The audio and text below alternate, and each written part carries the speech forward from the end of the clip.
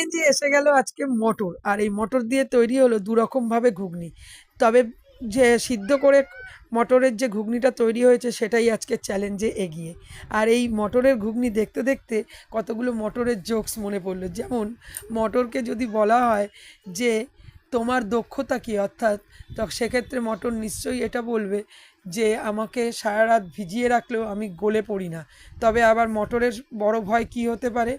মটরের সবথেকে বড় ভয় বা শত্রু হবে নিশ্চয়ই প্রেসার কুকার, যাকে ভয় পেতে বাধ্য মটর। কারণ গলে তো তাকে যেতেই হবে প্রেসার কুকারে পড়লে। আর মটরের আত্মবিশ্বাস কখন তুঙ্গে হয়? যখন ঘুগনি তৈরির পরেও মটরই থাকে নায়ক। কারণ আলু, ধনেপাতা যাই দেওয়া হোক না কেন, মটরই একমাত্র নায়ক হিসেবে পুরো চরিত্রে ভেসে থাকে, অর্থাৎ ঘুগনিতে ভেসে থাকে। আর মটরের অভিযোগ কী হতে পারে?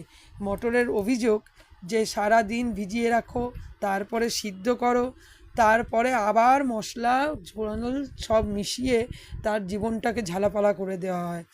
আচ্ছা, এই জোক শুনতে, শুনতে চ্যালেঞ্জে এসে যাওয়া যাক।